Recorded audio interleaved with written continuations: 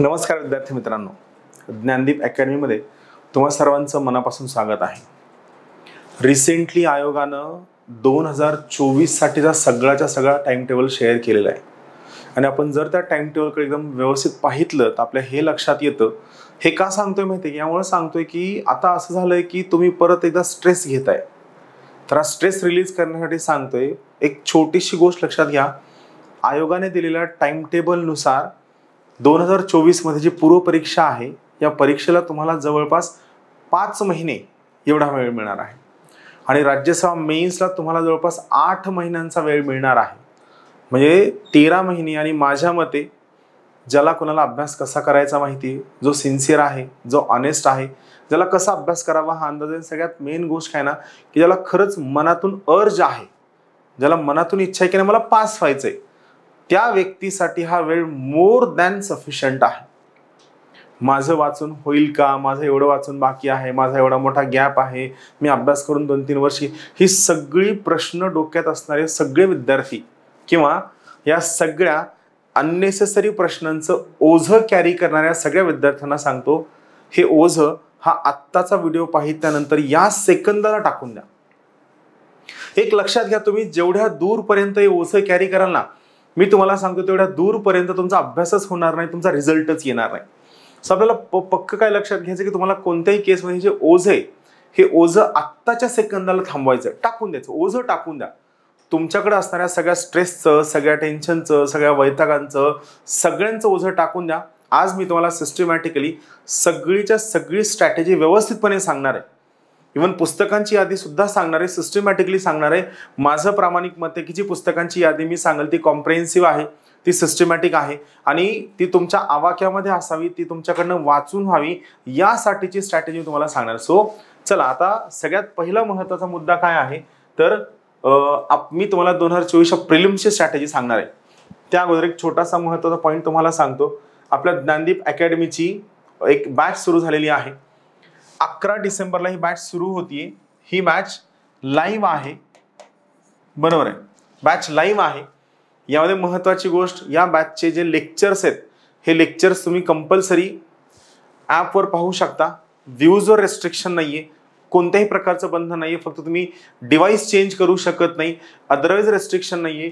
ही batch तुम्ही बघू शकता, तुम्हाला नक्की बेनिफिट मिळेल. 11 डिसेंबरची ऑनलाईन असणारी लाईव्ह बॅच आहे, ज्यामध्ये तुम्हाला मागील इयर्सचे रेकॉर्डेड लेक्चर सुद्धा उपलब्ध करून दिले जातील. चला, हा आपला कन्सर्न नाही. आपला कन्सर्न काय आहे तर सर स्ट्रॅटेजी काय असावी, त्यावर आपण वर्कआउट करूया. चला, सगळ्यात पहिली महत्त्वाची गोष्ट आपण काय समजून घेणार आहोत तर राज्यसभा प्रिलिम्सच्या डिमांड्स काय, त्यांची मागणी नेमकी काय आहे.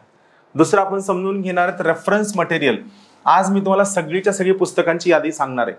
मग मी तुम्हाला सांगणार आहे अभ्यासाच्या शैलीबद्दल. आता हा शब्द खूप टिपिकल झाला. अभ्यासाची शैली म्हणजे काय, एका दिवसात किती पुस्तकं वाचावी, कोणती पुस्तकं वाचावी, त्याचं मॅनेजमेंट कसं असावं, पहिले 2 महिने काय करावं, नंतर 2 महिने काय करावं, टेस्ट सिरीज केव्हा सोडवावी, MCQ केव्हा सोडवा, सगळ्या गोष्टींबद्दल इन डिटेल्डमध्ये मी आज डिस्कस करणार आहे. तुम्हाला कंटाळा आला तरी हरकत नाही, पण माझं म्हणणं आहे की तुम्ही आज ज्या गोष्टी घेऊन जाल, ह्या प्रत्येक गोष्टीला मी आत्तापासून या सेकंदाला इन डिटेल्डमध्ये डिस्कस करणार आहे.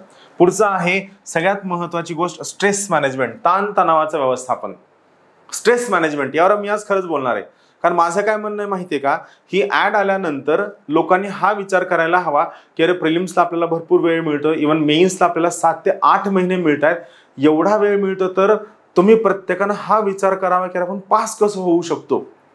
मला भेटायला येणाऱ्या लोकांमधील 80% लोक हेच विचारायचे, सर मी पास होईल का, सर मी पास होईल का, सर मी पास होईल का. म्हणजे तुम्ही साधा विचार करा, जर समजा आयोगाने फेब्रुवारी महिन्यात प्रिलिम्स घेतली असती आणि सप्टेंबर ऑक्टोबर जर मेन्स घेतली असती, तर मग तर तुम्ही त्या स्ट्रेसमध्ये ठार मेला असतात. काय होतं माहितीये का, आपल्या मनुष्य स्वभाव असतो बघा. जर मनुष्याला पॉझिटिव्ह आणि निगेटिव्ह दोन्ही गोष्टी दाखवल्या ना, तर तो काय करतो माहितीये का, पॉझिटिव्हिटीकडे बघतच नाही. हा स्वभाव आहे. आपण प्रत्येक वेळी निगेटिव्हिटीकडेच अट्रॅक्ट होतो. एखाद्या माणसाने आपल्यासाठी काय केलं याचा आपल्याला शून्य किंमत असते, मात्र त्या व्यक्तीकडनं जर काही चुकलं तर मात्र आपण त्याला काय करतो, धारेवर धरतो. बिलकुल. किंवा एक पक्क तुम्हाला सांगतो, स्पर्धा परीक्षेसाठी एक गोष्ट लक्षात घ्या, ऑलवेज हे पक्क लक्षात घ्या, प्रत्येक वेळी always make an attempt to look at the brighter side. Think of possibilities not of restriction. प्रत्येक वेळेस पॉसिबिलिटीजचा विचार करा, रेस्ट्रिक्शनचा बिलकुल विचार करू नका. तुम्ही जेवढ्या जास्त रेस्ट्रिक्शनचा विचार कराल तेवढे तुम्ही अडकून पडाल. सगळ्यात शेवटचं मी तुम्हाला सांगणार टेस्ट सिरीज बद्दल किंवा एमसीक्यूच्या बद्दल काही इंटरेस्टिंग पॉईंट आपण डिस्कस करणार आहेत. एक एक पॉईंट आपण जाऊया. सगळ्यात पहिलं काय आहे, सगळ्यात अगोदर आपण समजून घ्या परीक्षेत डिमांड काय आहे. या परीक्षेची साधी सिंपल डिमांड आहे. काय आहे, पहिली गोष्ट तुम्हाला या ठिकाणी सिलेबस दिलेला आहे आणि आयोगाचं काय म्हणणं आहे, आयोग स्वतः म्हणतं की तुम्ही सिलेबस समजून घ्या, सिलेबस अंडरस्टँड करा. सिलेबसशी निगडीत असणारे सगळे प्रिव्हियस इयर्स क्वेश्चन्स आहेत ते आयोगाच्या साईटवर मिळतात. कोचिंग क्लासेसच्या रेफरन्स मटेरियलमध्ये सुद्धा मिळतात. ते प्रश्न पहा, मोजके रेफरन्स मटेरियल, ते रेफरन्स मटेरियल गो थ्रू करा. आणि त्या ठिकाणी एक्झामच्या दिवशी जे 4 तास आहेत, जीएसचे 2 तास, सीसॅटचे 2 तास, या 4 तासांमध्ये तुमच्या टेम्परामेंटचं मॅनेजमेंट करा.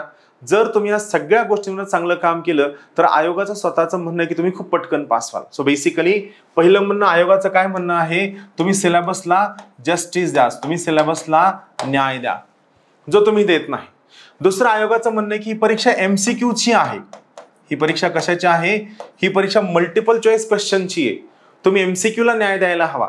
तिसरं महत्वाचं आयोगाचं म्हणणं आहे की तुम्ही तुमच्या अभ्यासाचं क्वांटिफिकेशन नका करू. क्वांटिफिकेशन नका करू म्हणजे काय, तर मी माझ्या आजूबाजूला खूप सगळ्या लोकांना पाहतो, ते येतात सांगतात सर मी लक्ष्मीकांत 4दा वाचलंय, सर सौदीचं मला पाठ आहे, सर ह्या पर्टिक्युलर पुस्तकातनं कोणत्या पानावर काय दिलं सगळं मला माहित आहे.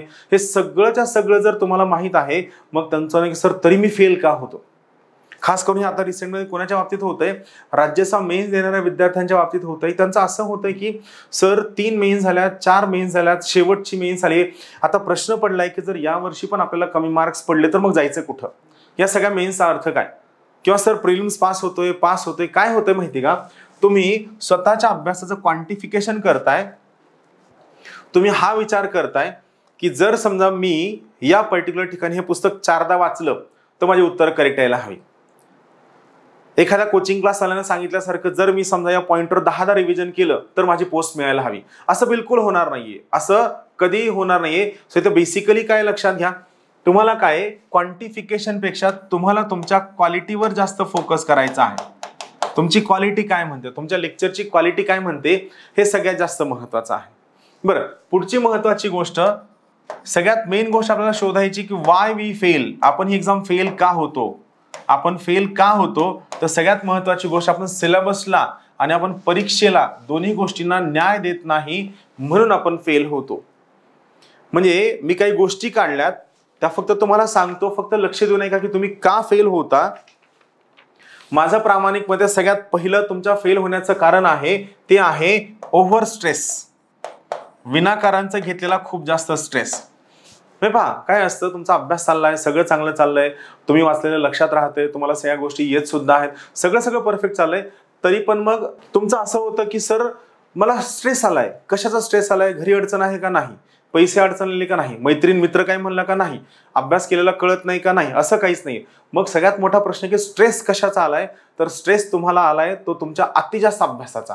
सो पहिलं कारण आहे ओव्हर स्ट्रेस. दुसरं कारण आहे ओव्हर स्टडी. काय कारण आहे, ओव्हर स्टडी. तुम्ही खूप जास्त अभ्यास करता.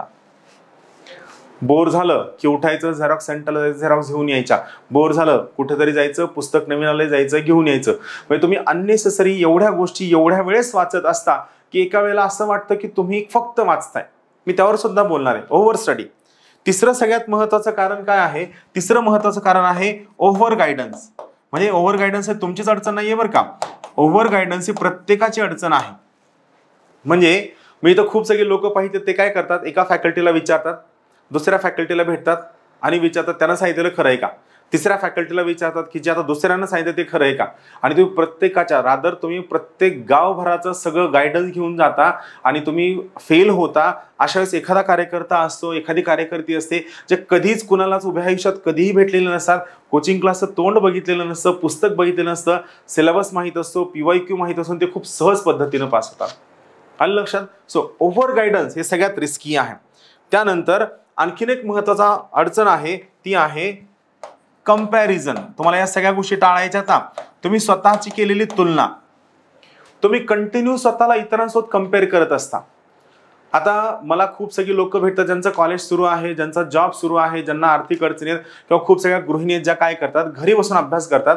मग यांचं काय असतं, सर तो तर दिवसभर, पुण्यातली लोक दिवसभर अभ्यास करत असतील आणि मला तर सगळं घर सांभाळून मला अभ्यास करायचा असं, मी पास होईल का?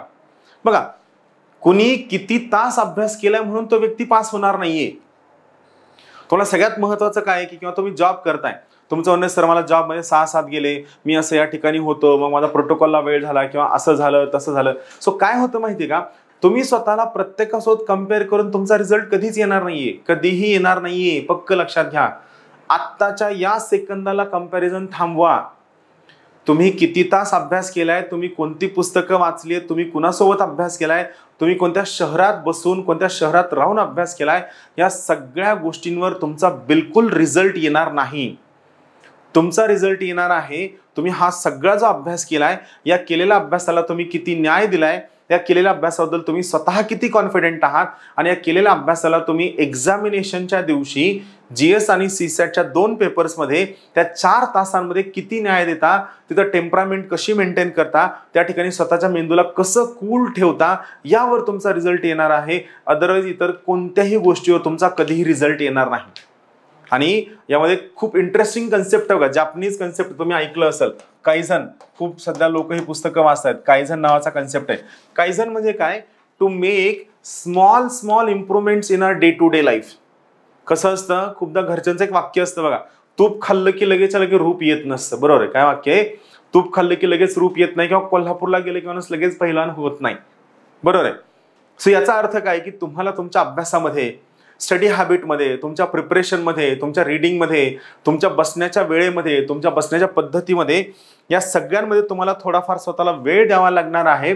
आणि हा वेळ देत असताना तुम्हाला तुमच्या प्रत्येक बारीक सारीक आस्पेक्टवर छोटं छोटं छोटं छोटं काम करत राहावं लागणार आहे. जर समजा तुम्ही या प्रत्येक गोष्टीवर थोडं थोडं थोडं काम करत राहिलात, म्हणजे काय जण making small small step wise improvement every day, तर माझं म्हणणं आहे तुम्हाला 100% यश मिळेल. 100%. असं कोणतीही गोष्ट नाही की जर तुम्ही प्रयत्न केला तुम्हाला यश मिळणार नाही. कंपॅरिझन बिलकुल करू नका. आणि सगळ्यात महत्वाची गोष्ट, तुम्हाला कुणीतरी सांगितलेलं आहे की कष्ट केलं की नक्की तुम्ही पास होता. मग तुम्ही सिलेबस न समजून घेता, पुस्तकं न समजून घेता, कशालाही डोकं न लावता तुम्ही दन दन दन दन दन फक्त कष्ट करता. डोकं दुखतंय तरी सकाळी 7ला अभ्यासिकेत जायचं, जुलाब लागले तरी सकाळी 7ला अभ्यासिकेत जायचं, घरी काहीतरी कटकट झाले, भांडण झाले, अभ्यासात लक्ष लागत नाही तरी सकाळी 7ला अभ्यासिकेत जायचं, रात्री 9 नंतर अभ्यासात लक्ष लागत नाहीये तरी अभ्यासिकेच्या रिच्युअलनुसार अभ्यासिकेचा कोऑर्डिनेटर 11ला अभ्यासिका बंद करणार आहे, आपण 11 पर्यंत बसायचं. एखाद्या दिवशी संडे आहे, मूड झालाय थोडा बाहेर जायचा, फिरायला जायचा, फ्रेश व्हायचा, मित्रांसोबत फिरायला जायचा, मैत्रिणींसोबत फिरायला जायचा, नाहीतरी माझा अभ्यास मी कुठे येणार नाही. हे जे तुम्ही कष्ट डोक्यात घालून ठेवलंय ना, हे कष्ट करणं थांबवा. माझं काय म्हणणं माहिती का, कष्ट करण्यापेक्षा तुम्ही काय असणं गरजेचं आहे, सोप्या भाषेत सांगतो, तुम्ही स्वतःशी प्रामाणिक असणं हे सगळ्यात जास्त गरजेचं आहे. परत एकदा सांगतो, तुम्ही किती कष्ट करताय, काय करताय, या सगळ्यांना शून्य व्हॅल्यू आहे. तुम्ही स्वतः सोबत किती प्रामाणिक आहात हे सगळ्यात क्रुशियल आहे. तुम्ही प्रामाणिक असणं मस्ट आहे. तुम्ही जर प्रामाणिक नसाल ना, तर या सगळ्या प्रिपरेशनला, या सगळ्या गोष्टींना काही अर्थ नाही. परत एकदा सांगतो, परीक्षेची रिक्वायरमेंट काय आहे, सिलेबसला न्याय द्या, परीक्षेला न्याय द्या. हा न्याय कसा द्यायचा मी तुम्हाला सांगणार आहे. ही परीक्षा MCQ ची आहे, त्यामुळे तुम्हाला MCQ ला सगळ्यात पहिली प्रायोरिटी द्यावी लागेल. MCQ ला कशी प्रायोरिटी द्यायची यावर आपण बोलणार आहोत. अभ्यासाचं क्वांटिफिकेशन करू नका. मग काय करायचंय, तर क्वालिफिकेशन करायचंय, क्वालिटेटिव्ह आपल्याला अभ्यास करायचा आहे. कसा करायचा मी तुम्हाला सांगणार आहे. वाय वी फेल, सगळ्यात महत्वाची गोष्ट, ज्या गोष्टी अस्तित्वामध्ये नाहीत त्यांचा विनाकारणचा ताण घेणं, जबरदस्ती खूप जास्त अभ्यास करत बसणं, ओव्हर गायडन्स, प्रत्येक गोष्टीबद्दल 10 लोकांना चर्चा करणं, 10 लोकांकडनं गायडन्स घेणं आणि त्यातली एकही गोष्ट फॉलो न करणं, त्यानंतर स्वतःला कम्पेअर करणं. खूपदा लोक याला सुद्धा कम्पेअर करतात की अरे तो पोस्ट होल्डर आहे, मग हा पोस्ट होल्डर शार्प 9ला जेवायला जातो, मी पण 9ला जायला सुरू करतो. मेसला गर्दी असली तरी हरकत नाही, मी 9ला जातो. अरे तो पोस्ट होल्डर आहे, 24 तास नाईट पॅन्ट आणि टी शर्टवरच असतो, मग मी पण काय करतो, मी कम्फर्टेबल असणारे सगळे कपडे काढतो, नाईट पॅन्ट टी शर्ट. म्हणजे आपण काय करतो, स्वतःला त्या अपिअरन्स वाल्या, रादर मी तुम्हाला सांगेल, आपण त्या व्यक्तीसोबत कॉस्मेटिकली स्वतःला कम्पेअर करतो. लक्षात घ्या, या प्रकारचं कॉस्मेटिक कंपॅरिझन, कॉस्मेटिक रेप्लिकेशन याला काहीही व्हॅल्यू नाही. त्या कॉस्मेटिक गोष्टींपेक्षा महत्त्वाचं काय आहे तर तुम्ही त्या व्यक्तीला कंटेंटमध्ये कम्पेअर करा. कंटेंट म्हणजे तुमच्या प्रिपरेशन. सगळ्यात शेवटची गोष्ट कष्टाबद्दल जे तुम्ही खूप मोठ्या प्रमाणामध्ये ठरवलंय की मला आता कष्टच करायचे, काही जरी झालं तरी मला कष्ट करायचंय, या कष्ट करण्याबद्दलच्या सगळ्या गोष्टींना थोडं बाजूला सारा. कष्टाला, अभ्यासाला क्वांटिटीमध्ये न मोजता तुम्ही त्या ठिकाणी कशाला न्याय द्या, तुम्ही स्वतःच्या प्रामाणिकपणाला न्याय द्या. स्वतःसोबत प्रामाणिक असावं, वेळेसोबत प्रामाणिक असावं, सिलेबस सोबत प्रामाणिक असावं, पुस्तकांसोबत प्रामाणिक असावं आणि सगळ्यात महत्त्वाची गोष्ट तुम्हाला परीक्षेसोबत प्रामाणिक राहणं गरजेचं आहे. म्हणजे याचा अर्थ 24 तास अभ्यास करा असं बिलकुल नाही. तर परीक्षेमध्ये काय बदल झालेत, परीक्षेची काय गरज आहे, परीक्षेत सध्याची रिक्वायरमेंट काय हे समजून घेऊन त्या ठिकाणी प्रिपरेशन केलं तर मला पर्सनली वाटतं की तुम्ही नक्की पास व्हाल. मग सगळ्यात शेवटी एक महत्त्वाचा प्रश्न येतो. तो प्रश्न हा आहे की जर असं असेल तर रिझल्ट कोणाचा येईल. तर माझं म्हणणं आहे अशा केस रिझल्ट फक्त जे लोक प्रोफेशनल आहेत, बरोबर आहे, जी लोक प्रोफेशनल आहेत, जी लोक व्यावसायिक आहेत, जी लोक अभ्यासात खूप जास्त प्रॅक्टिकल म्हणजे काय व्यवहार्य आहेत, फक्त त्याच लोकांचा रिझल्ट येणार आहे. कष्ट करणाऱ्या लोकांचा रिझल्ट येणार नाही. आणि कष्ट करताना जो स्ट्रेस तुमचा जनरेट होणार आहे त्यामुळे तुम्ही रिझल्ट पासून लांब जाणार आहात. सो प्रॅक्टिकल व्हायला शिका, प्रोफेशनल व्हायला शिका. नेमकं कसं व्हायचंय ते मी तुम्हाला या ठिकाणी सांगणार आहे. चला आता आपण हे प्रॅक्टिकल प्रोफेशनल कसं व्हायचं याकडे आपण येऊया. परत एकदा सांगतो, मी घेतलेलं सेमिनार आवडलं नसेल, मी सांगितलेल्या गोष्टी आवडत नसतील, तो ज्या व्यक्ती तुम्हाला कम्फर्टेबल आहे, तुम्हाला ज्याचं सांगणं पटतं, ज्याचं सांगणं भावतं त्याचंच म्हणणं फॉलो करा. एकाच वेळेस 50 लोकांचे सेमिनार बघून जर समजा तुमचं कन्फ्युजन वाढणार असेल तर त्या केसमध्ये तुम्ही स्वतःच्या हातानं स्वतःचा फेल होण्याचा मार्ग ओपन करत आहात. स्वतःच्या हातानं स्वतः कसं फेल होऊ याकडे तुम्ही जात आहात. चला आता सगळ्यात पहिलं मी तुम्हाला सांगणार आहे रेफरन्स मटेरियल. महत्वाची गोष्ट, ही जी रेफरन्स मटेरियलची यादी आहे, ही रेफरन्स मटेरियलची यादी त्या लिंक सोबत मी ज्ञानदीप अकॅडमी नावाचं आपलं एक टेलिग्रामचं चॅनल आहे, ज्या ठिकाणी आपला लोगो आहे, त्या ज्ञानदीप अकॅडमी नावाच्या टेलिग्राम चॅनलला ही सगळीच्या सगळी रेफरन्स मटेरियलची यादी अपलोड करणार आहे. त्या ठिकाणावर तुम्ही डाउनलोड करू शकता. या ठिकाणी मी रेफरन्स मटेरियलची यादी दिलेली आहे. दुसरी गोष्ट, जी पुस्तकं तुम्हाला मिळतात त्या पुस्तकांची अमेझॉन किंवा फ्लिपकार्टची लिंक दिलेली आहे. आणि तिसरं सगळ्यात महत्त्वाची गोष्ट, या टॉपिकशी रिलेटेड असणारे जे काही व्हिडिओज आहेत या व्हिडिओज बद्दल सुद्धा यामध्ये मी सांगितलेलं आहे. चला सुरू करूया. सगळ्यात अगोदर आपण पाहूया इतिहासाबद्दल. लक्ष देऊ नाही का? पहा, इतिहासाचा विचार जर केला तर या ठिकाणी प्राचीन व मध्ययुगीन इतिहास यासाठी काय वाचायला हवं? 6वीचं ओल्ड सिलेबसचं पुस्तक, 11वीचं नवीन सिलेबसचं पुस्तक आणि संजय बिरादार सर जे स्वतः तहसीलदार आहेत यांचं ज्ञानदीप प्रकाशनाचं प्राचीन व मध्ययुगीन इतिहास नावाचं एक पुस्तक आहे, हे तुम्ही वाचायला हवं. या ठिकाणी महत्त्वाची गोष्ट, ही जी पुस्तकं हवी आहेत तुम्हाला, हे सगळं अमेझॉनची लिंक या ठिकाणी या PDF मध्ये दिलेली आहे. अमेझॉनवर क्लिक करून तुम्ही त्या ठिकाणी ही पुस्तकं मागवू शकता. जी पुस्तकं हवी आहेत त्या सगळे आयदर झेरॉक्स मिळतात, पुस्तकं झेरॉक्स नाही मिळत, नोट्स झेरॉक्स मिळतात. पण पुस्तकं तुम्हाला हवी असेल तर अमेझॉनची आणि फ्लिपकार्टची लिंक या PDF मध्ये शेअर केलेली आहे. त्या ठिकाणी क्लिक करून तुम्ही डायरेक्टली त्या पुस्तकापर्यंत जाऊ शकता. प्राचीन मध्ययुगीन इतिहास आधुनिक भारतासाठी समाधान महाजन सरांचं एक पुस्तक आहे, ते तुम्ही गो थ्रू करू शकता. त्यानंतर समाज सुधारकासाठी विशाल नाईकवाडे सर जे स्वतः तहसीलदार आहेत त्यांचं पुस्तक आहे समाज सुधारकांसाठी. सोबत युट्यूबचे लेक्चर्स पहा. आता इथे एक मला महत्त्वाचा मुद्दा सांगायचा आहे. तुमच्या हे लक्ष देऊ नाही का, हे खूप महत्त्वाचं आहे. तुमच्यापैकी काही लोक असे असतील की ज्यांचं असं होतं की सर माझा अभ्यासाची लिंक तुटली आहे, खूप दिवस झाला मी अभ्यास करून, किंवा सर आणखीन काय होतंय की हे पुस्तक मी वाचायला घेतोय, पुस्तक वाचायला घेतलं की डोक्यात असं येते की अरे माझ्याकडनं पुस्तक कव्हर होईल का, 3 पानं वाचतोय, टेन्शन येतंय, पुस्तक बाजूला ठेवतोय. म्हणजे काय असतं माहितीये का, तुमचं म्हणणं आहे की मी आज वॉकिंगला सुरू केलं की पहिल्या दिवशी मी 100 मैलाचा टप्पा पार पडायला हवा. असं कधीच नाही होणार. Journey of 1000 miles starts with a small leap. बरोबर आहे. 1000 मैलांचा प्रवास जरी असेल तरी हा फक्त तुमच्या पहिल्या पाऊलाने स्टार्ट होतो, पहिल्या स्टेपनं स्टार्ट होतो. हे तुम्हाला पक्क डोक्यात ठेवायचे. मग इथं काय होतं, इथं अडचण अशी होती की अभ्यासाची सवय नसल्यामुळं, बैठकीची सवय नसल्यामुळं, घर काम सांभाळायचंय, जॉब सांभाळायचा आहे, हे सगळं करत करत या सगळ्या गोष्टी करायच्या. मग हे सगळं करत करत असताना जेव्हा आपल्याला सगळ्या गोष्टी करायच्या असतात ना, तिथं अडचण काय येते माहिती का? तिथं आपल्याला अडचण ही येते की कुठंतरी आपलं लक्षच लागत नाही. लक्ष नाही लागलं की एक दिवस जातो, मग परत दुसऱ्या दिवशी माझा कालचा दिवस गेला म्हणून आजचा दिवस टेन्शन मध्ये जातो, उद्याचा दिवस येतो, माझे कालचे 2 दिवस टेन्शन मध्ये गेलेत म्हणून आजचा तिसरा. सो काय होतं, हळूहळू आपलं माइंड निगेटिव्हिटीनं भरतं. बरोबर, काय होतं, निगेटिव्हिटीनं भरतं.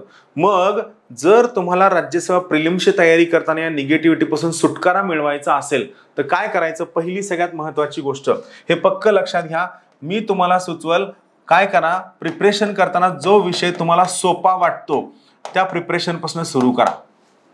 पहिले 10 दिवस लक्षात घ्या, पहिले 10 दिवस कोण काय सांगतंय बिलकुल डोक्यात घेऊ नका. पहिले 10 दिवस जो विषय तुम्हाला सोपा वाटतो त्या विषयापासून रिडिंगला सुरुवात करा.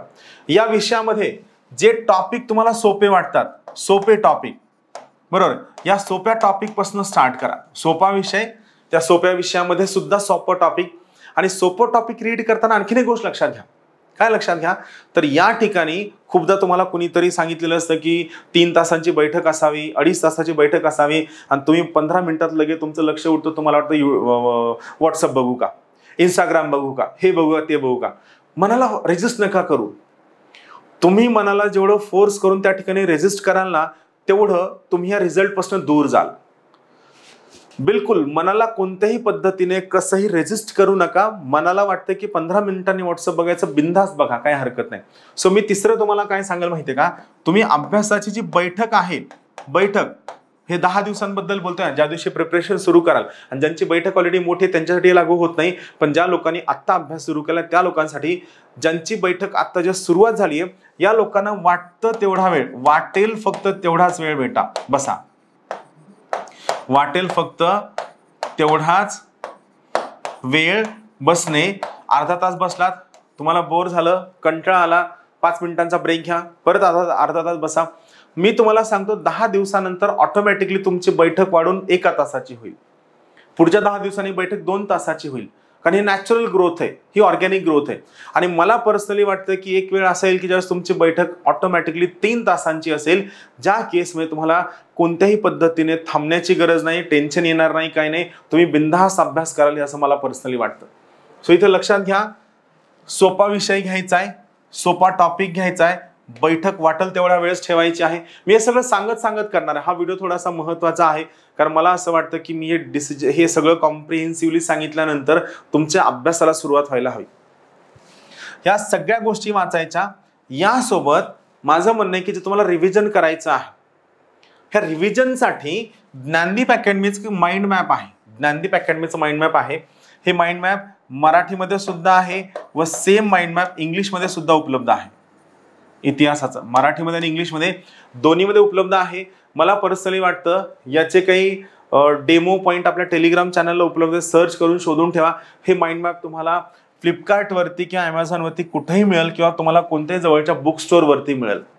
राहील लक्षात, सोपा टॉपिक, सोपा विषय, बैठक वाटेल तेवढा वेळ, माइंड मॅप घ्यायचं. आणि सगळ्यात महत्त्वाची गोष्ट इथं चौथा पॉईंट सांगायचा राहिला, जर तुम्हाला वाचनात लक्ष लागत नसेल तर माझं म्हणणं आहे की तुम्ही सुरुवात कुठनं करा, व्हिडिओ पाहून सुरुवात करा. व्हिडिओमधनं काय असतं, एखाद्या व्हिडिओमध्ये मी तासाभराचा टॉपिक फक्त 5 मिनिटात समजून सांगितलेला असतो. म्हणजे जो कन्सेप्ट किंवा जो टॉपिक तुम्ही वाचल्यानंतर तुम्हाला 1 तासाभरानं कळणार आहे, जे अंडरस्टँड होण्यासाठी तुम्हाला 1 तासभर लागणार आहे. मला प्रामाणिकपणे वाटतं की तो टॉपिक, तो व्हिडिओ पाहून जर 5 मिनिटात कळलं, आपल्या मनाला हुरूप येतो, आपल्या ब्रेनला भारी वाटतं की हा मला कळायला लागलं, आपलं ब्रेन खुश होतं. आणि ब्रेनला इन्सेंटिव्ह देणं तुमचं काम आहे, लक्षात घ्या. ते ब्रेन तुमच्यासाठी काम करतंय, दिवस रात्र राबतंय, कष्ट घेतंय, तुमच्यासाठी अभ्यास करतंय, थकलं तरी कळत नाही, काय खायचं ते कळत नाही, तुम्ही त्याला चांगले फॅट्स देत नाहीत, चांगलं फूड देत नाही, तरी ते ब्रेन तुमच्यासाठी राबतंय. आणि एवढं सगळं कष्ट केल्यानंतर रोज सकाळी उठल्यानंतर तुम्ही तुमच्या ब्रेनला नाव ठेवता, तू डंब आहे, तू डफर आहे, तुला काही येत नाही, काय नाही. असं बिलकुल करू नका. You have to incentivise your brain. तुम्हाला तुमच्या ब्रेनला खुश करावं लागेल. आणि ब्रेन कसं खुश होईल, जेव्हा त्याला छोटे छोटे टॉपिक कळतील, छोटे छोटे पॉईंट कळतील, छोटे छोटे कन्सेप्ट कळतील, ब्रेन खुश होईल, जास्त ताकदीनं पळेल, जास्त एनर्जीनं पळेल, तुम्हाला जास्त कन्सेप्ट क्लिअर करण्यासाठी खूप जास्त मदत करेल. त्यामुळे तुम्हाला या ठिकाणी ब्रेनला इन्सेंटिव्हाइज करणं गरजेचं आहे. म्हणून आजपासून लक्षात घ्या, आजपासून तुमची राज्यसेवा पूर्व परीक्षा संपेपर्यंत स्वतःला, स्वतःच्या बुद्धीला, स्वतःच्या अभ्यासाला, स्वतःच्या पाठांतराला, स्वतःच्या आकलन क्षमतेला, स्वतःच्या लक्षात ठेवण्याच्या क्षमतेला कसलंही नाव ठेवायचं नाही, स्वतःला कसलंही क्रिटिसाइज करायचं नाही. परत एकदा सांगतो, स्वतःला कसलंही क्रिटिसाइज करायचं नाही. जोपर्यंत तुम्ही तुमच्या ब्रेनला इन्सेंटिव्हाइज करत नाही, जोपर्यंत तुम्ही तुमच्या ब्रेनला खुश करत नाहीत, तोपर्यंत तुम्हाला यश मिळणार नाही. का? कारण ब्रेन हे सगळ्यात मेन गोष्ट जी तुमच्यासाठी काम करणार आहे. आता या ठिकाणी रिव्हिजनचा पॉइंट आलाय, तर मी काय करतो, रिव्हिजन बद्दल तुम्हाला सांगतो, परत आपण पुढे जाऊया. थोडं महत्वाचा आहे हा मुद्दा.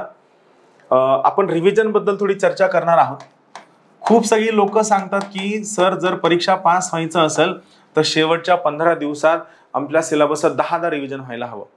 कोणीतरी एक अत्यंत हुशार वास्तू शिक्षक जो काही सांगतो की 90 वेळा रिव्हिजन झालं पाहिजे, 100 वेळेस रिव्हिजन झालं पाहिजे, 50 वेळेस रिव्हिजन झालं पाहिजे.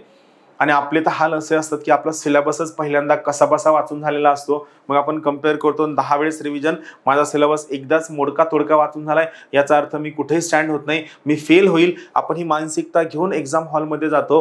एक्झाम हॉलमध्ये आपण 1 किंवा 2 मार्कांनी प्रिलिम्स राहते आणि मग आपण त्या ठिकाणी म्हणतो की यार, मी त्यांचं नसतं ऐकलं आणि जेवढा अभ्यास केला याच्यावर जर विश्वास ठेवला असता तर माझा नक्की रिझल्ट आला असता. मी या ठिकाणी खरंच खूप मोठी चूक केली, मी ओव्हर गायडन्स घेतलं. एखाद्या सिलेबसचं किती वेळा, कितीदा, केव्हा रिव्हिजन करायचं हे 100% डोक्यातून काढून टाका. परत एकदा सांगतो, तुमच्या रिव्हिजनचं क्वांटिफिकेशन करणं सुद्धा काढून टाका. तुम्ही रिव्हिजन किती वेळा करायला हवं हे सुद्धा तुम्ही आता या सेकंदाला डोक्यामधून काढून टाका, कम्प्लिटली काढून टाका. मग रिव्हिजन कसं करायचं ते यासाठी लक्षात घ्या. पहिला महत्वाचा मुद्दा, रिव्हिजन करणं हा कन्सेप्ट खूप वेगळा आहे. माझं म्हणणं, रिव्हिजनच्या ऐवजी तुम्ही काय करायला हवं, गो थ्रू करायला हवं. गो थ्रू म्हणजे काय, फक्त शुद्ध मराठी भाषेत तुम्ही पानं चाळायला हवे, पानं चाळणे. कारण पाठांतरावाला जे रिव्हिजन आहे, आता हे खूप महत्वाचा पॉईंट आहे, हा सायकोलॉजिकल पॉईंट लक्षात घ्या. पाठांतरावाला जे रिव्हिजन आहे ते कोणत्या परीक्षांना गरजेचं आहे, ज्या परीक्षेमध्ये तुम्हाला उत्तरं लिहायची असतात, समोर पर्याय नसतो, ऑप्शन नसतो, प्रश्न दिलेला असतो, 5 कारणं लिहा, 10 कारणं लिहा, 5 परिणाम लिहा, नेचर लिहा, स्कोप लिहा, सिग्निफिकन्स लिहा. या टाईपच्या परीक्षांमध्ये तुम्हाला शेवटच्या 10 दिवसात रिव्हिजनसाठी वेळ द्यायला हवा. आपली परीक्षा MCQ बेस्ड आहे. या परीक्षेमध्ये तुमच्या समोर सगळे पर्याय दिलेले असतात. तुम्ही जे वाचलेलं आहे सगळं तुमच्या सबकॉन्शियस मेमरीमध्ये स्टोअर असतं आणि त्या ठिकाणी स्टोअर असल्यामुळे या ठिकाणी तुम्हाला शेवटचे 10 दिवस खूप टचून रिव्हिजन करायला हवं, ही तुमची अपेक्षा खूप चुकीची. सो या प्रकारची अपेक्षा ठेवू नका. काय करायचं, तुम्हाला गो थ्रू करायचं, मला पानं चाळायची आहे. तरी सुद्धा तुमच्या कॉन्फिडन्स बिल्डिंगसाठी मी तुम्हाला सांगतो, शेवटचे 15 दिवस, लास्ट 15 डेज, याबद्दल मी नंतर परत शेवटचे 15 दिवस पर्यंत व्हिडिओ घेईल. शेवटचे जे 15 दिवस आहेत, या शेवटच्या 15 दिवसांमध्ये तुम्ही कोणत्याही पद्धतीने काहीही नवीन वाचण्याचा प्रयत्न करायचा नाही. असं आत्ता डोक्याला सांगायचं की शेवटच्या 15 दिवसांमध्ये मी नवीन काहीच वाचणार नाही.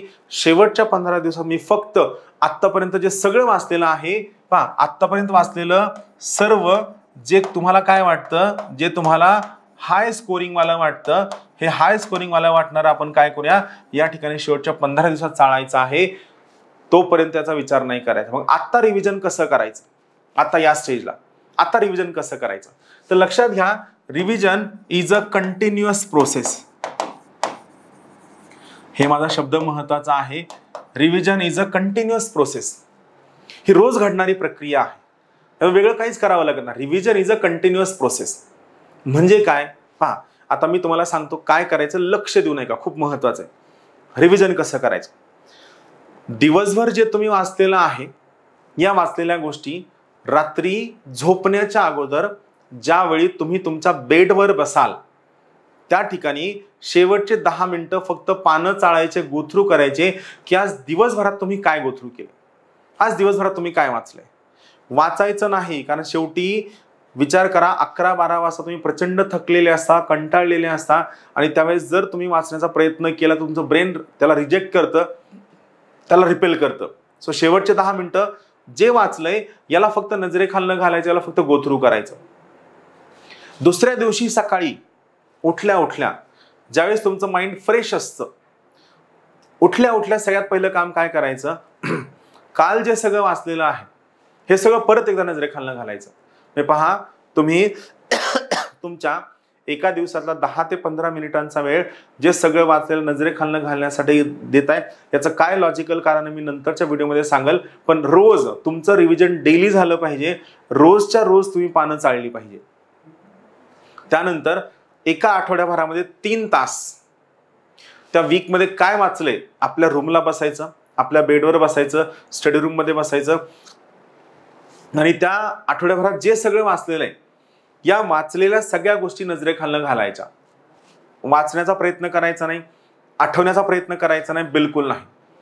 त्यानंतर दर 15 दिवसांनी अर्धा दिवस म्हणजे 8 ते 9 तास त्या 15 दिवसात काय वाचलंय हे रिवाइज करायचं. बघा, तुम्ही एकदा वाचताय, त्याचा व्हिडिओ बघताय, त्याच्यावर MCQ सोडवताय, रोज त्याचं रिव्हिजन करताय, दर आठवड्याला त्याचं रिव्हिजन करताय, दर 15 दिवसांनी त्याचं रिव्हिजन करताय, प्रत्येक महिन्याच्या शेवटी त्या महिन्याभरात काय वाचलंय ते सगळं आपल्या जागेवर बसून गो थ्रू करायचं. मी तुम्हाला सांगतो, तुमची मेमरी जी शार्प होईल ना, ही मेमरी एनहान्समेंट टेक्निक आहे. मेमरी एनहान्समेंट टेक्निक यामार्फत काय होईल, तुमची मेमरी एवढी चांगली असेल की तुम्ही नक्की पास व्हाल. मेमरी एनहान्समेंट टेक्निक लक्षात घ्या, हे सायकोलॉजिकल आहे. आणि मला असं वाटतं की जर तुम्ही ही प्रोसेस आत्तापासून न चुकता जर फॉलो केली तर तुम्हाला शेवटचे 15 दिवस सुद्धा रिव्हिजनसाठी द्यायची गरज नाही. तुम्ही शेवटच्या 15 दिवस सुद्धा परत एकदा पहिल्यापासून सगळं चांगलं, सोयीचं, योग्य पद्धतीने रीड करू शकता. सो परत एकदा सांगतो, रिव्हिजन, गो थ्रू करणं, पानं चाळणं, शेवटचे 15 दिवस सगळ्या हाय स्कोरिंग टॉपिकसाठी द्यायचा. कंटिन्युअस प्रोसेस आहे, मेमरी एनहान्समेंट टेक्निक आहे.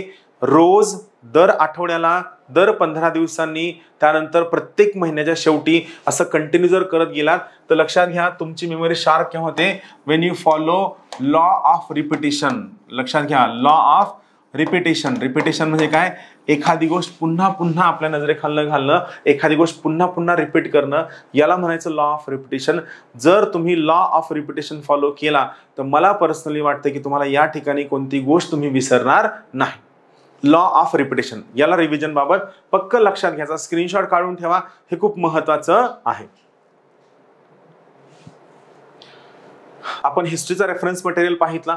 त्यानंतर पुढचं आपण पाहूया जे आहे भूगोलाचं रेफरन्स मटेरियल. लक्षात घ्या, प्राकृतिक भूगोलासाठी 11वीचं स्टेट बोर्डचं पुस्तक आहे old सिलेबसचं.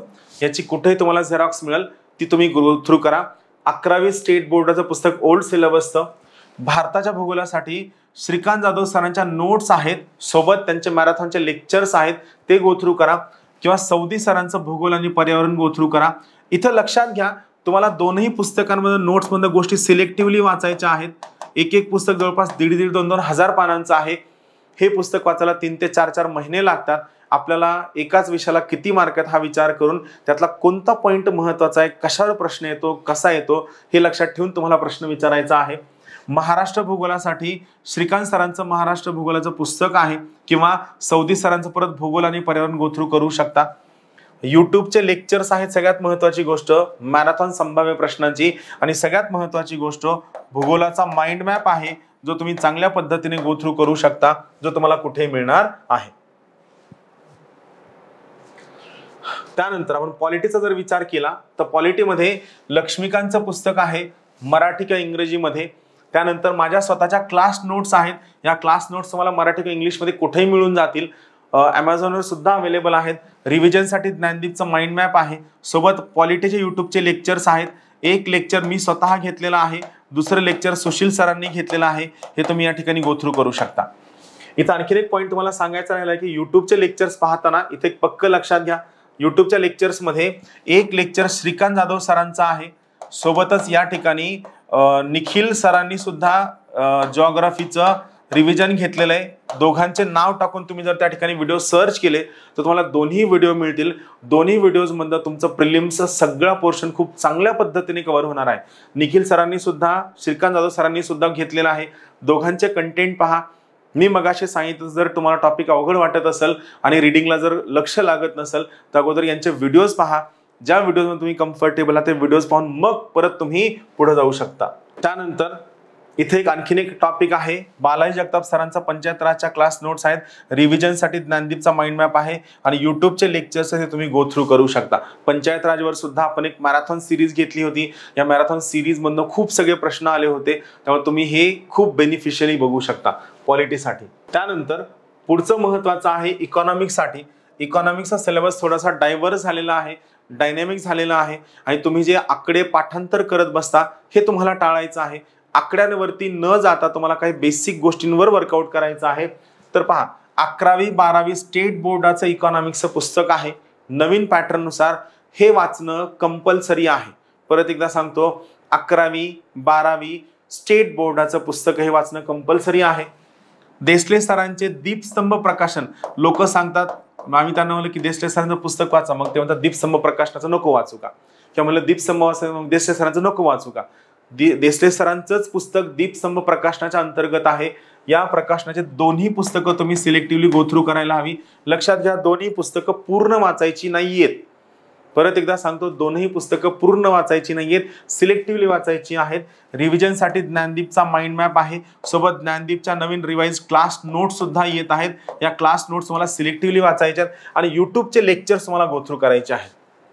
युट्यूबचे lectures, economics marathon revision Navnath Wagh sir किंवा economics marathon lecture Shrikant Jadhav sir, दोघांपैकी कुणाचंही नाव टाकलं, हे मॅरेथॉनचे लेक्चर्स कंबाईनचे असो, राज्यसेवेचे असो, कोणतेही असो, सगळा सिलेबस जवळपास सेम असल्यामुळे हे रिव्हिजन तुम्हाला खूप फायद्याचं होईल.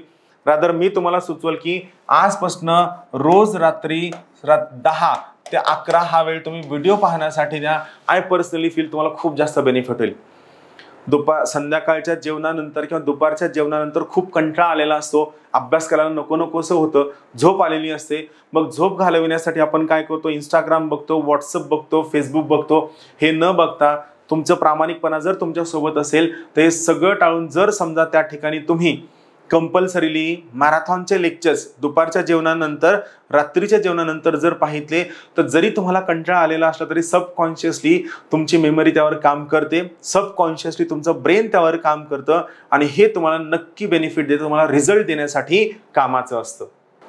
इकॉनॉमिक्स नंतर पुढचा विज्ञान, 5वी ते 10वीचं स्टेट बोर्ड कंपल्सरी आहे, न चुकता वाचा. 11वी-12वीचे जे पुस्तक आहेत हे खूप सिलेक्टिव्हली वाचायची आहेत. परत एकदा सांगतो, 5वी ते 10वी. त्यानंतर PYQ पाठ करणे, का सध्याच्या कंडिशनला सायन्सचे प्रश्न कुठून येत आहेत याचं आपण काहीही सांगू शकत नाही. त्यामुळे सगळ्यात बेस्ट ऑप्शन आहे की जे आपल्या हातातले प्रश्न आहेत, रिपीट होणारे प्रश्न आहेत किंवा ज्या प्रश्नात आपले सिली मिस्टेक होऊ शकतात, ही प्रश्न तुमची चुकता कामा नये. आणि जर ही प्रश्न तुम्हाला चुकू द्यायचे नसतील तर सगळ्यात पहिला महत्वाचा नियम आहे, तुम्ही PYQ पाठ करणं अपेक्षित आहे. रिव्हिजनसाठी ज्ञानदीपचा माइंड मॅप आहे, कोणतंही एखादं रेफरन्स मटेरियल बघू शकता. युट्यूबच्या लेक्चरसाठी सगळ्यात बेस्ट आहे लक्ष्मण नखाते सरांच्या युट्यूबचं मॅरेथॉन आहे, हे तुम्ही या ठिकाणी पाहू शकता. युट्यूबला तुम्ही आता जरी जाऊन टाकलं लक्ष्मण नखाते सायन्स मॅरेथॉन, तुम्हाला त्या ठिकाणी डिटेलमध्ये प्रत्येक बारकाव्यासोबत घेतलेल्या लेक्चरचा बारीक पॉइंट कळेल, जो तुमच्यासाठी कामाचा आहे. त्यानंतर पर्यावरण आहे. पर्यावरणासाठी 5वी, 11वी, 12वी स्टेट बोर्ड न्यू पॅटर्न, 5वी, 11वी, 12वी स्टेट बोर्ड न्यू पॅटर्न वाचणं मस्ट आहे. त्यानंतर वैभव सरांच्या क्लास नोट्स PDF सुद्धा तुम्हाला अवेलेबल आहेत, या कंपल्सरी आहेत, करंट बेस्ड आहेत. तुषार घोरपडे सरांचं पर्यावरणाचं एक पुस्तक आहे, ते गो थ्रू करा. सोबत युट्यूबवरती वैभव खुपसे सरांचं एक लेक्चर आहे, वैभव खुपसे सर, हे लेक्चर तुम्ही गो थ्रू करा. मला पर्सनली वाटतं की या लेक्चरमध्ये तुम्हाला खूप जास्त बेनिफिट मिळेल. राहील लक्षात. आता काही महत्त्वाचे पॉईंट मला तुम्हाला डिस्कस करायचे लेक्चर्स नंतर. करंट इव्हेंटचं एक बाकी आहे. करंट इव्हेंटसाठी कोणतंही एक चांगलं इयरबुक घ्या, कोणतं एक चांगलं इयरबुक. नवनाथ सरांच्या क्लास नोट्स प्लस मिथुन भोसले सरांचे युट्यूबचे लेक्चर्स, मिथुन भोसले सर यांच्या सुद्धा नोट्स आणि हे आहे, गो थ्रू करा. युट्यूबचे लेक्चर्स. CSAT साठी PYQचं विश्लेषणाचं पुस्तक RS अग्रवाल आहे. PYQ टाइम लावून सोडवणं, युट्यूबचं लेक्चर्स आहे. आणि सगळ्यात महत्वाची गोष्ट, माझं स्वतःचं महेश शिंदेचं उतार्याचं एक पुस्तक आहे, महेश शिंदे कॉम्प्रिहेन्शन या नावाने पुस्तक आहे, हे तुम्ही गो थ्रू करू शकता. आता हे झालं रेफरन्स मटेरियलच्या बाबतीत. आता सगळ्यात बेसिक पॉइंट आहे अभ्यासाची स्ट्रॅटेजी. नेमकं या ठिकाणी आपण काय करायला हवं, तर 2-4 पॉइंट तुम्हाला सांगतो. ऑलमोस्ट मी खूप सगळ्या गोष्टी 1 बाय 1 तुम्हाला कव्हर करत सांगितलेलं आहे. सगळ्यात पहिला पॉइंट मला तुम्हाला काय सांगायचा आहे, तर अभ्यासाची स्ट्रॅटेजी कळण्यासाठी एक सगळ्यात पहिलं बेसिक गणित काय आहे ते तर गणित लक्षात घ्या. ही परीक्षा कशाची आहे? ही परीक्षा MCQ ची आहे. करेक्ट आहे. कारण अभ्यासाची स्ट्रॅटेजी कळण्यासाठी आपल्याला MCQ कळणं गरजेचं आहे. मग काय महत्वाचं आहे तर ही परीक्षा MCQ ची परीक्षा आहे. मग या परीक्षेत एक महत्वाचा गोल्डन रूल आहे. गोल्डन रूल काय आहे? जर समजा तुम्ही दिवसात 10 तास अभ्यास करत असाल, 10 तास, त्या 10 तासापैकी 75% वेळ हा तुम्ही रीडिंगला द्यायला हवा, सोबत 25% वेळ हा तुम्ही MCQ च्या प्रॅक्टिसला द्यायला हवा. 75% वेळ तुम्ही रीडिंगला द्यायला हवा, 25% वेळ तुम्ही MCQ च्या प्रॅक्टिसला द्यायला हवा. MCQ ची प्रॅक्टिस करायची म्हणजे नेमकं काय? पहिल्या दिवसापासून MCQ सोडवायचं का? बिलकुल नाही. इथं लक्षात घ्या, तिसरी महत्वाची गोष्ट, MCQ तुम्ही काय करता? तुम्हाला असं कोणी सांगितलं की तुम्ही MCQ सोडवायला घेता? बिलकुल नाही. माझं म्हणणं आहे तुम्ही MCQ सॉल्व्ह आता सध्या करायची गरज नाही. तुमच्या अभ्यासाचे स्टार्ट आहे. आता तुम्ही काय करायचंय? आता तुम्ही MCQ रीड करायचं आहे. असं होईल की माइट बी तुम्हाला MCQ वाचताना प्रश्न कळणार नाही, उत्तर कळणार नाही, थोडंफार डिमॉरलाइज व्हाल, थोडंफार टेन्शन येईल की रे आपण पुस्तकात वाचतो ते वेगळंच असतं, MCQ वेगळेच विचारले जातात, मग माझं उत्तर करेक्ट येईल का? खूप सगळ्या गोष्टी अशा कंटिन्यू चालू असतात. डोंट वरी, काळजी नका करू. तुम्हाला MCQ फक्त रीड करायचंय आणि MCQ रीड केल्यानंतर त्या ठिकाणी पहिली महत्वाची गोष्ट, त्यातला जो टॉपिक आहे यावर तुम्हाला फोकस करायचं की कशावर प्रश्न विचारलाय. त्या टॉपिकला तुम्हाला काय करायचंय? याला तुम्हाला हायलाइट करायचंय. बरोबर आहे. दुसरी महत्वाची गोष्ट, तुम्ही याला हायलाइट केलं की तुमच्या लक्षात येईल की याचं रिपिटेशन किती होते, या टॉपिकचं पुन्हा पुन्हा रिपिटेशन किती होते तुमच्या लक्षात येईल. तिसरी महत्वाची गोष्ट, ज्यावेळेस तुम्ही रीडिंगला घ्याल, काय बुक रीडिंगला घ्याल, त्यावेळेस तुम्हाला कळेल की हा प्रश्न आपण कुठेतरी वाचलेला आहे. राईट. आणि चौथी महत्वाची गोष्ट, तुम्हाला प्रश्नाचा कल कळायला सुरू होईल की प्रश्न कसे विचारले जातात. आपण पाठ वेगळ्याच गोष्टी करतो, आयोग वेगळेच प्रश्न विचारतो. सो लक्षात घ्या, तुम्हाला PYQ प्रिव्हियस इयर्स क्वेश्चन म्हणजे MCQ तुम्हाला सुरुवातीला पहिल्या दिवसापासून सोडवायचे नाहीयेत. PYQ किंवा MCQ प्रॉपर सोडविण्यासाठी, स्वतःला स्कोर चेक करण्यासाठी तुम्ही 2 महिने वेळ द्यायला हवा. पहिल्या 2 महिन्यात तुम्ही स्वतःचा स्कोर जर चेक करत असाल तर सगळ्यात मोठं नुकसान हे आहे की या ठिकाणी तुम्हाला स्ट्रेस आणि टेन्शन सोडलं तर बाकी काहीच मिळणार नाही. काहीच मिळणार नाही. सो बिलकुल या ठिकाणी तुम्ही कोणत्याही पद्धतीने PYQ आणि MCQ सोडविण्याचा प्रयत्न नाही करायचा. रीड करायचं, टॉपिक समजून घ्यायचा, रिपिटेशन समजून घ्यायचं, बुकमध्ये कसं दिलंय ते समजून घ्यायचं आणि प्रश्नाचा कल समजून घ्यायचा. जर तुम्ही यावरती मास्टरी मिळवली तर लक्षात घ्या तुम्ही खूप सहज पास व्हाल. मग हे नेमकं करायचं कसं? तर जसा मी इथं गोल्डन रूल सांगितला त्याच पद्धतीने इथे एक गोल्डन पॅटर्न आहे. हा चौथा मुद्दा झाला. काय आहे? एक गोल्डन पॅटर्न आहे. काय आहे गोल्डन पॅटर्न? तर खूप इंटरेस्टिंग गोल्डन पॅटर्न आहे. तुम्ही काय करता? तुम्ही पुस्तक वाचता. या स्ट्रॅटेजीमध्ये लक्षात घ्या, तुम्ही पुस्तक नाही वाचायचं, बिलकुल नाही वाचायचं. कारण पुस्तक लेखकाने, प्रकाशकाने स्वतःचं प्रॉफिट कमवण्यासाठी लिहिलेलं असतं आणि मला माहिती आहे तुम्हाला जेवढं पुस्तक मोठं वाटेल, बल्की वाटेल, किचकट वाटेल, डेटाने भरलेलं वाटेल, तेवढं तुम्ही जास्त पुस्तक वाचायला घेता आणि मग तुम्ही पुस्तक पहिल्या पानापासून वाचता. मी खूप सगळ्या लोकांना एक कॉमन प्रश्न विचारत असतो की ज्यावेळेस तुम्ही लक्ष्मीकांत रीडिंगला घेता त्यावेळी तुम्ही काय करता? लक्ष्मीकांतला पहिल्या पानापासून वाचता. पण तुम्ही हा विचार कधीच नाही केला की आपण लक्ष्मीकांतचा टॉपिक वाईज वाचूया का? काय हरकत आहे? फॉर एक्झाम्पल, जर समजा तुम्ही प्रिलिम्सचे पेपर गो थ्रू कराल, तुमच्या लक्षात येईल की संसद नावाचा जो टॉपिक आहे यावर सगळ्यात जास्त प्रश्न असतात. पण संसद टॉपिक ऑलमोस्ट अर्ध्याच्या नंतर आहे. लक्ष्मीकांत वाचायला घेतलेले तुम्ही त्या अर्ध्याला पोहोचेपर्यंत थकून गेलेले असता, डिमॉरलाइज झालेले असता, कंटाळलेले असता आणि मग तुम्हाला नको नकोसं होतं. म्हणजे ज्या टॉपिकला सगळ्यात जास्त मार्क आहेत या टॉपिकला तुम्ही पोहोचेपर्यंत तुम्ही थकलेले असता, डिमॉरलाइज झालेले असता, कंटाळलेले असता आणि म्हणून तुम्हाला मार्क्स येत नाही. का? तुम्ही सुरुवात कुठून करता? पहिल्या पानापासून करता. बरं, साधी गोष्ट आहे. मी खूपदा मॅरेथॉनमध्ये सांगितलेलं आहे की नागरिकत्व या टॉपिकवर काय प्रश्न येतो, नागरिकत्व कसं मिळवलं जातं, नागरिकत्व कसं सोडलं जातं, ह्याच्या पलीकडे. कारण काय ना, तो टॉपिक तुमच्यासाठी महत्वाचा नाहीये. तुमच्यासाठी महत्वाचं काय? अनालिसिसच्या गोष्टीत खूप सगळ्या गोष्टी महत्वाच्या आहेत. सो काय लक्षात घ्यायचं? लक्षात हे घ्यायचं की तुम्ही कोणत्याही पद्धतीने या ठिकाणी पुस्तक नाही वाचायचं. काय वाचायचं? तुम्ही या ठिकाणी टॉपिक वाचायचा. मग टॉपिक वाचायचा कसा? त्या ठिकाणी एक गोल्डन पॅटर्न आहे. काय गोल्डन पॅटर्न आहे? हा गोल्डन पॅटर्न कधीही विसरायचा नाही. टॉपिक रीडिंगला घेतलं की सगळ्यात पहिला महत्वाचा मुद्दा त्या टॉपिकवरचे प्रिव्हियस इयर्स क्वेश्चन रीड करणे, सोडवायचे नाही. काय करायचं? रीड करायचं. PYQ रीड करायचे. PYQ रीड करून झाले की तो टॉपिक वाचायचा. टॉपिक फक्त एकदा वाचायचा, फक्त एकदा. टॉपिक लक्षात ठेवण्याचा, टॉपिक पाठ करण्याचा, टॉपिक आठवण्याचा, मला टॉपिक कसं काय कळत नाही, मला लक्षात कसं काय राहत नाही, या सगळ्या गोष्टींचं ओझं टाकून द्यायचं. टॉपिक एकदा जसा कळल, जेवढा कळल, जिथपर्यंत कळल, जसा झेपल तसा वाचायचा. याच्या पलीकडे लगेच सोडून द्यायचं. हे टॉपिक वाचून झाला की हे जे PYQ आहेत, हे PYQ आता मात्र काय करायचे? आता सॉल्व्ह करायचे. आता काय करायचे? सॉल्व्ह करायचे. बरोबर.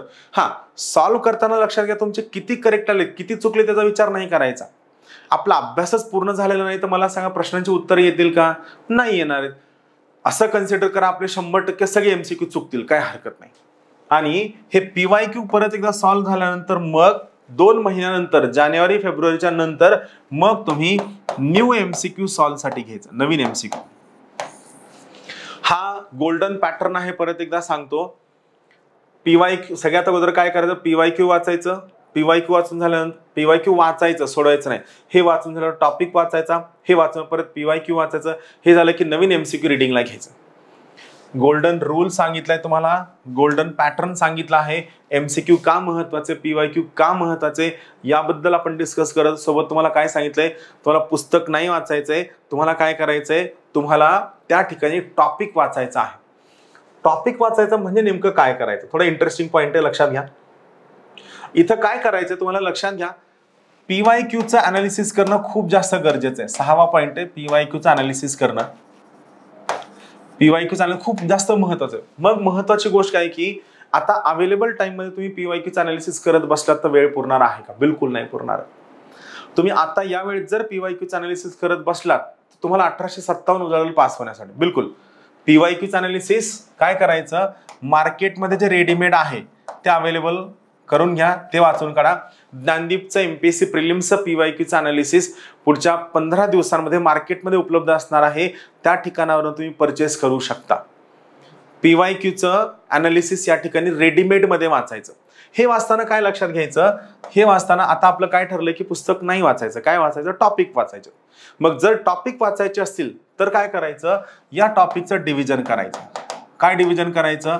हाय स्कोरिंग, त्यानंतर मीडियम स्कोरिंग, त्यानंतर low scoring. High scoring, medium scoring, low scoring. आलं लक्षात? आता बघा प्रिपरेशनचा फ्लो कसा जातो बघा. High scoring, medium scoring, low scoring हे तुम्हाला ज्ञानदीपच्या अनालिसिसच्या पुस्तकामध्ये रेडीमेड अवेलेबल आहे. मग यात काय करायचं? तुमची पहिली प्रायोरिटी असेल हाय स्कोरिंग टॉपिकला. म्हणजे तुम्ही एखादा सब्जेक्ट घेतल्यानंतर तो सब्जेक्टचं पुस्तक पहिल्या पानापासून शेवटच्या पानापर्यंत न वाचता त्या सब्जेक्ट मधले जे हाय स्कोरिंग टॉपिक आहेत तेच अगोदर वाचायचे. खूपदा काय होतं माहिती का?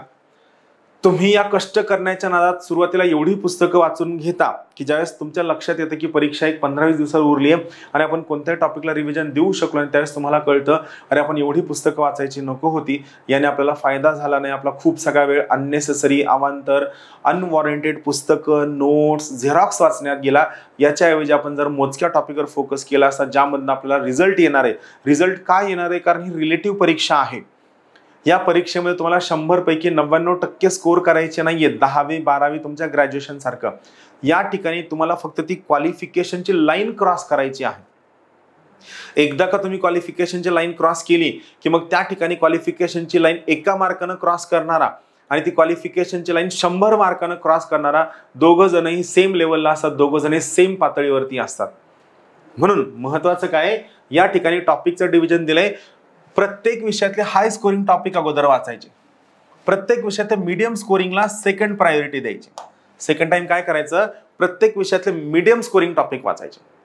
आता हे मीडियम स्कोरिंग टॉपिक वाचून झाल्यानंतर तुमच्या लक्षात येईल की हे जे लो स्कोरिंग टॉपिक आहेत ना प्रत्येक विषयामध्ये, यांना तुम्हाला वेळच पुरलेला नाहीये. वेळच पुरलेला नाहीये. तुम्हाला कळलंय की परीक्षा जवळ येते, एक्झाम जवळ येत चालली, तुमचा स्ट्रेस बिल्ड झालाय.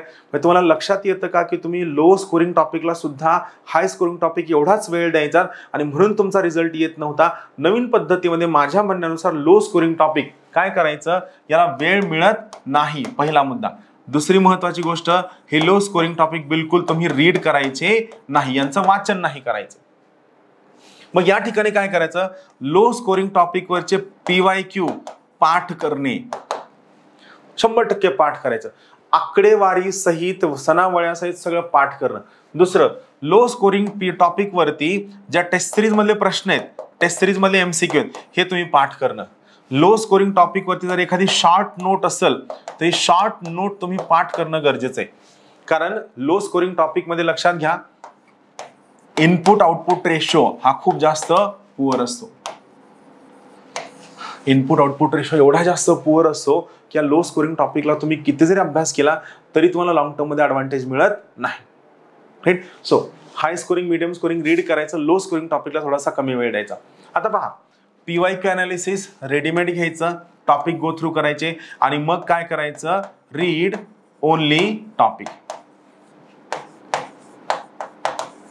मग महत्वाचं आहे की सर टेस्ट सिरीज केव्हा सोडवायची, माझं म्हणणं आहे आफ्टर 2 months, 2 महिन्यानंतर, 2 महिन्यात टेस्ट सिरीज सोडवायची. मग टेस्ट सिरीज सोडवताना काय काळजी घ्यायची, तुम्हाला मार्केटमध्ये जी चांगली टेस्ट सिरीज वाटते, जी स्टँडर्ड वाटते, ज्याची क्वालिटी वाटते, अशी चांगली स्टँडर्ड क्वालिटी वाटणारी कोणतीही टेस्ट सिरीज घ्या. ही कोणतीही टेस्ट सिरीज सोडविण्याचा प्रयत्न करा, पहिला महत्वाचा मुद्दा. ही टेस्ट सिरीज सोडवताना लक्षात घ्या, स्वतःच्या स्कोरला जज करू नका. पहिल्या महिन्यापासून तुम्ही जज केलं तर लक्षात घ्या मित्रांनो, पुढच्या 4 महिन्यांमध्ये तुमचा आणखीन खूप जास्त अभ्यास होणार आहे. मग पहिल्या महिन्याच्या अभ्यासावर जर तुम्ही स्वतःला जज केलं तर तुम्ही स्वतःच्या पायावर धोंडा पाडून घेताय. आत्तापासून तुम्ही स्वतःला फुल टेन्शन मध्ये टाकताय, जे तुम्ही टाकता कामा नाही, जे तुम्हाला कोणत्याही पद्धतीने फायदा होणार नाही. राईट. इथं आणखीन एक पॉइंट मला तुम्हाला सांगायचा आहे PYQ अनालिसिस मध्ये, की तुम्ही रीड लेस बुक्स, पुस्तकं कमी वाचा पण ती चांगली वाचा. जेवढं रेफरन्स मटेरियलची यादी मी दिली आहे त्या यादीमध्ये सुद्धा हाय स्कोरिंग, मीडियम स्कोरिंग टॉपिक जास्त चांगले गो थ्रू करा. बाकी टॉपिककडे 100% दुर्लक्ष केलं तरी सुद्धा खूप जास्त महत्वाचं आहे. राईट. आता इथं हे झाल्यानंतर तुम्ही टेस्ट सिरीज लेट सोडवायला हवी. आता इथं आणखीन काही पॉइंट मला तुम्हाला सांगायचे. सगळ्यात मेन पॉइंट काय या ठिकाणी, तुम्हाला स्ट्रेस का येतो, आपण याच्यावर वर्कआउट करूया की let's think about stress management. आपल्याला स्ट्रेस का येतो, खूप सगळ्या गोष्टी मी डिस्कस केल्यात, काही पॉइंट मी तुम्हाला सांगतो की स्ट्रेस का येतो. सगळ्यात पहिलं कारण आहे तुम्ही ठेवलेले अवास्तव, अवाजवी टार्गेट्स. 2-3 दिवसांपूर्वी माझ्याकडे एक स्टुडंट आला होता, त्याचं कॉलेज सुरू होतं आणि ही वॉज लाईक क्राईंग, तो असं फुल टेन्शन मध्ये होता. मी म्हणलं का रे बाबा काय झालं, त्याचं म्हणणं होतं की सर मला खूप टेन्शन आलंय. मी म्हणलं कशाचं टेन्शन आलंय, तो मला सर माझा अभ्यास होत नाही. म्हणलं का अभ्यास होत नाही, तर त्याने पहा काय सांगितलं, त्याने सांगितलं त्याचे 3 तास प्रवासात जातात, जर्नी, 2 तास त्याचे लंच प्लस डिनर मध्ये जातात, सोबत त्याची कॉलेजची एक्झाम सुरू आहे, कॉलेजच्या एक्झामला त्याला 6 तास देणं गरजेचं आहे, बरोबर आहे. क्लास त्याचा 4 तास चालतो, 4 आता काय सुरू आहे, क्लास सुरू आहे. घरी गेल्यावर थोडं 2-1 तास त्याला काम करावं लागतं. मग त्याचं म्हणणं की सर मला वेळ मिळत नाही, मला टेन्शन येतं. आता मला सांगा या पर्टिक्युलर केसमध्ये त्याला विचारलं मी, तू 3 तासाचा प्रवास अवॉइड करू शकतो का, नाही. 2 तास जे तुला प्रिपेअर करायचं तुला अवॉइड करू शकतो का, नाही. 6 तास कॉलेजची एक्झाम अवॉइड करू शकतो का, नाही. 4 तास क्लास अवॉइड करू शकतो का, नाही. घरचं काम अवॉइड करू शकतो का, नाही. मग मला सांगा, ज्या गोष्टी तुम्ही अवॉइड करू शकत नाहीत त्याबद्दल तुम्ही टेन्शन घेऊन जो तुमच्याकडे छोटासा वेळ अवेलेबल आहे, जो क्वालिटी वेळ अवेलेबल आहे, याला पण तुम्ही परत ते टेन्शन घेऊन कॉम्प्रोमाइज करताय, याला पण तुम्ही टेन्शन घेऊन विनाकारण त्या ठिकाणी या पद्धतीने कॉम्प्रोमाइज करताय की तुम्हाला सगळ्यात मोठं नुकसान या ठिकाणी होणार आहे. परत एकदा सांगतो, लक्ष देऊ नये का, तुम्हाला अभ्यासाला किती वेळ मिळतो, तुम्ही किती तास अभ्यास करता, यापेक्षा जो अवेलेबल वेळ आहे या अवेलेबल वेळेचं मॅनेजमेंट, व्यवस्थापन, क्वालिटी युटिलायझेशन तुम्ही कसं करता यावर तुमचा रिझल्ट डिपेंड असतो. तुम्ही तुमच्या अभ्यासाला जर वेळेमध्ये काउंट केलं तर तुम्हाला चालणार नाही. मग याचा अर्थ काय की विनाकारण अवास्तव, अवाजवी टार्गेट ठेवायचे नाही. दुसरी सगळ्यात महत्त्वाची गोष्ट, खूप सगळी लोक आहेत सर मला आत्ताच पास व्हायचं. तुम्ही युट्यूबच्या कमेंट पण बघा ना, काही लोक असतात, एक जण आहे तो खूप म्हणतो की सर मी आता 12वीला आहे, फर्स्ट इयरला जाईल आणि मला काही करून लास्ट इयरलाच IAS व्हायचे. ही लोक काय करतात ना, ही लोक आत्ता स्वतःची कबर खोदतायत. ही लोक आत्ता स्वतःला त्या टेन्शनच्या ट्रॅपमध्ये टाकतायत. समजा फर्स्ट इयरला नाही झालं तर काय, कॉलेज आहे, घर आहे, फॅमिली आहे, अभ्यास आहे, many things are there. You must learn to enjoy college. तुम्ही त्या ठिकाणी स्वतःचा वेळ नाही घालवू शकत. किंवा सर मला काही करून या वर्षात पोस्टच काढायचे. अरे बाबा, पोस्ट निघणार आहे, पण मला सांगा, एखाद्या चांगलं परफॉर्म करणाऱ्या व्यक्तीला आपण म्हणलं की सेंचुरी मार, सेंचुरी मार, सेंचुरी मार, मला सांगा ते 10 मॅच असेच जातात सेंचुरी निघेल का? कारण तुम्ही त्याला स्ट्रेस देताय. स्ट्रेस दिलं की निगेटिव्ह हार्मोन्स सिक्रेट होतात. निगेटिव्ह हार्मोन्स सिक्रेट झाले की ऑटोमॅटिकली तुमचा परफॉर्मन्स डाऊन जातो आणि तुमचा परफॉर्मन्स डाऊन झाला की मग विषय संपला. दुसरी महत्त्वाची गोष्ट, कंपॅरिझन. बिलकुल कंपॅरिझन करू नका. त्याला किती येतं, त्याला टेस्टमध्ये किती स्कोर आहे. तुमच्या आजूबाजूला टेस्ट सिरीज देणारे खूप सगळे लोक अशी आहेत जे काय करतात, त्या टेस्ट सिरीज मधले सगळे प्रश्न त्यांचे पाठ झालेले असतात किंवा ते काय करतात, त्या ठिकाणी पेपर चेकिंगला देत नाहीत आणि तुम्हाला खोटा स्कोर सांगतात. माझं म्हणणं 60 ते 70% लोक खोटा स्कोर सांगतात, स्वतःचा स्कोर बडवून चढवून सांगतात आणि ऍक्च्युअल ज्यावेळेस एक्झाम होते त्यावेळेस ही सगळी लोक 1 किंवा 2 मार्कांनी फेल झालेली असतात.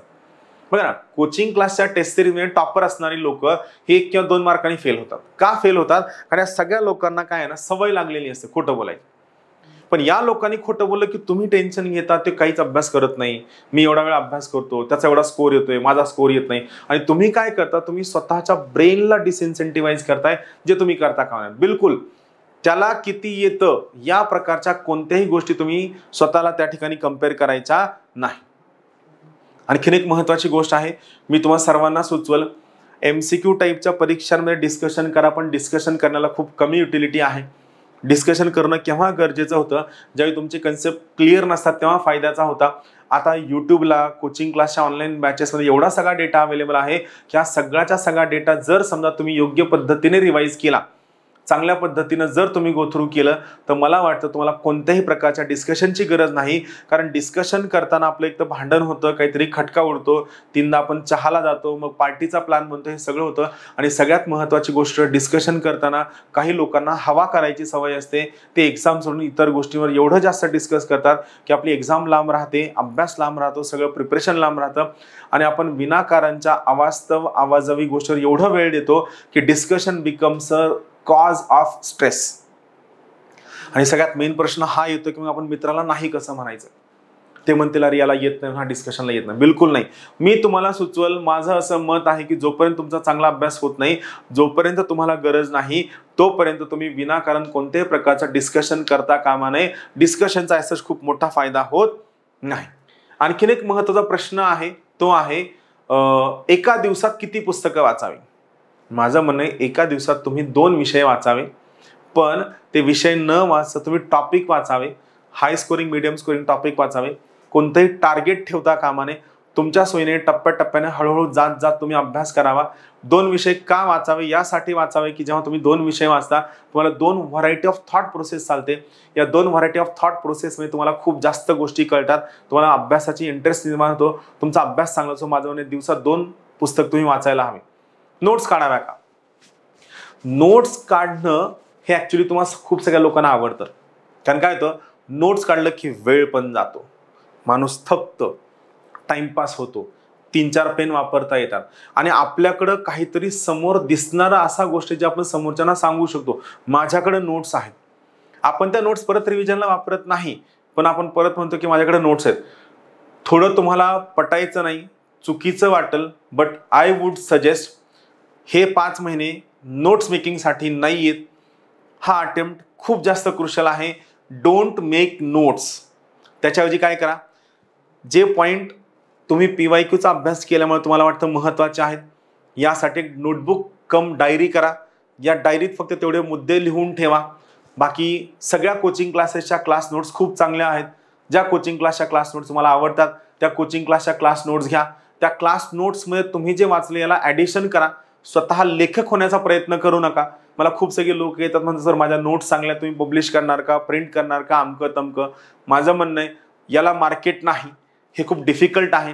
नोट्स मेकिंग वेळ न घालवता अवेलेबल असणाऱ्या नोट्समध्ये त्याच ठिकाणी बाजूला तेवढे मुद्दे लिहून काढा. जेल पेननं लिहा, जेणेकरून ते पेज फुटणार नाही. याला पुन्हा पुन्हा पुन्हा पुन्हा 2दा 3दा 4दा चांगल्या पद्धतीने रिवाईज करा आणि ज्यावेळेस हे तुमच्याकडनं चांगलं रिव्हिजन होईल, तुम्हाला गोष्टी चांगल्या पद्धतीने कळतील, त्याच्यानंतर मात्र तुम्ही पुढे जा.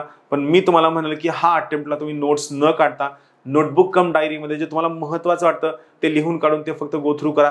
Revision is a continuous process. रोजच्या रोज जे वाचलंय ते तुम्ही गो थ्रू करणं सगळ्यात जास्त आवश्यक आहे. सगळ्यात महत्त्वाची गोष्ट हे सगळं झाल्यानंतर तुम्हाला वर्कआउट कशावर करायचंय, आत्ता लगेच तुम्हाला अभ्यासाला लागायचं आहे. मी टेस्ट सिरीज बद्दल सांगितल्या सगळ्यांबद्दल डिटेलमध्ये सांगणार आहे. ज्ञानदीपची सगळी टीम परत एकदा प्रत्येक विषयाचा सब्जेक्ट वाईज डिटेल्ड अनालिसिस घेऊन येणार आहे.